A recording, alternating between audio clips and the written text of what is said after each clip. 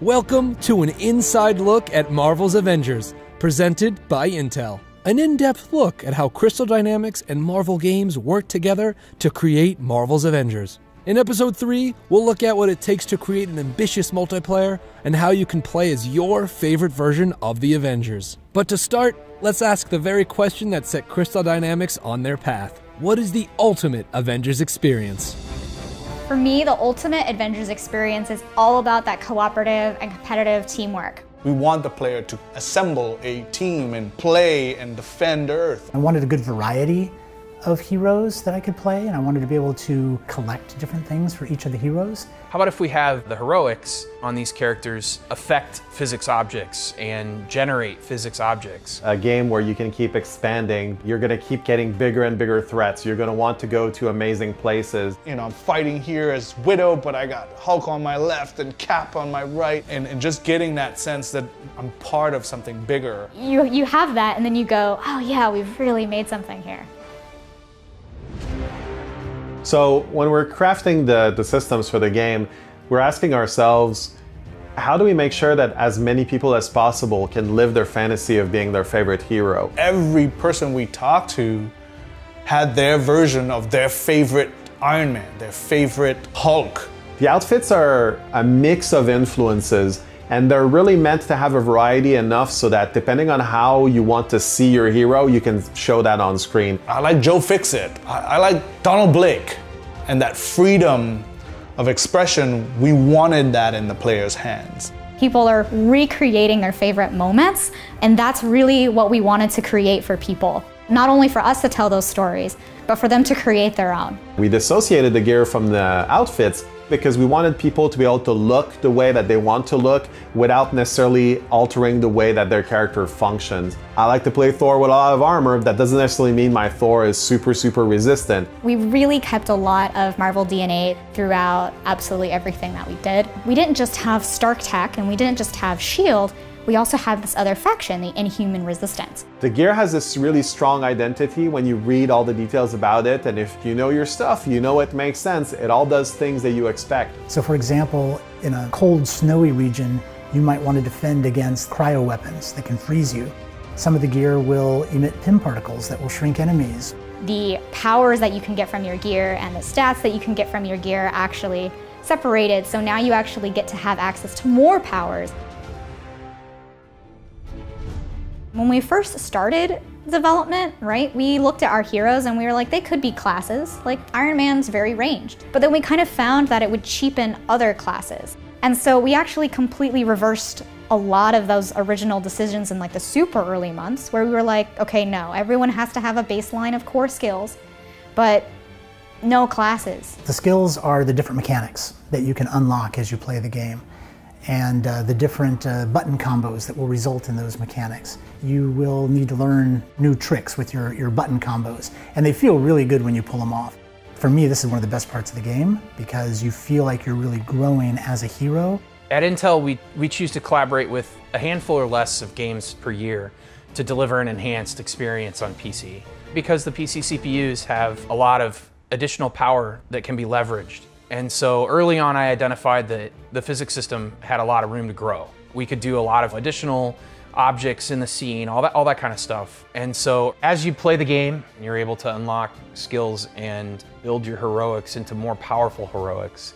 And you see that affect the environment differently as you progress. So early on in the game, your heroics won't interact with the debris and the destruction on the ground as much as they will after you've leveled the character up. All of these features help you feel like a superhero. And so if I played Thor, I play a huge intrinsic Thor and I have all of my heroics and I have lightning everywhere. But then someone else might just use Mjolnir for everything. And so we give you all of the power, you choose what you want to do with that power. In their descriptions and in what they're called, you can see the Marvel references. And that was really important to us. We spent a lot of time speaking with Marvel to make sure that the DNA would be there, that the identity is very strong. We really did create each hero individually. We didn't design them in a vacuum, but we really designed each hero as their own unique Avenger in this world. It was about what do they bring to the team? How do they make my dream team like even better? I think that it's always a misconception when you're creating such a huge title that one or the other comes in last, where you have this awesome story campaign and then you're just throwing multiplayer on it. And that was absolutely not the case during the entire development. We had to deliver an experience that was story-driven, but at the same time accommodate me playing with a group of my friends or my AI companions so that I feel like a hero amongst heroes. And so even if your friends weren't available to play with you, we wanted you to have the experience of having teammates on your adventure. So then we added in the companions, and the AI is actually quite convincing at times. There have been times during development where I was playing with somebody and he dropped out of the game and I didn't even realize it. I just played with a companion all the way to the end of the mission. And then there was the moment when, 4 human players could all be playing together and be having a great time together. For me, it's all about teaming up with your friends or with other Avengers that you just might not know. And then suddenly you recognize that you can chain moves together. Things just start to fall in place, and your friends will have a play style, you have a play style, and that just comes across, and it's fun and it's organic. You can just fight alongside somebody else and juggle an enemy back and forth. One character might throw it up into the air while another Avenger comes along and knocks it back to the ground. When you're smashing the ground, Kamala's palm comes across the screen and smashes another robot up against the wall. There's so much going on. It's so immersive, you just lose yourself in the gameplay.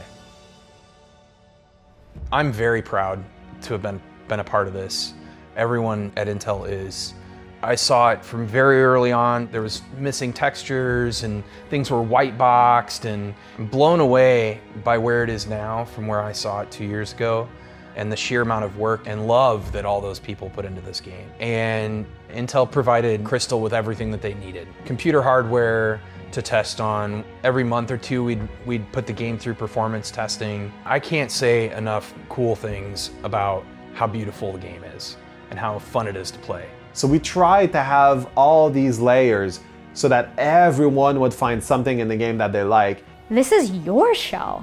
It's the show for you, right? So when you're Miss Marvel and you're running through, or you're Thor and you are bringing down the lightning, for me, that's what this game is. It could be as simple as looking a certain way in a certain place, and that for some people is exactly what they're looking for. It's a platform for you to engage with all of these amazing Marvel history and Marvel lore. The other big thing is because it's a Marvel game, it's full of Easter eggs. So one thing that a lot of people have started having fun with is going to Thor's room when he's not around on the helicarrier.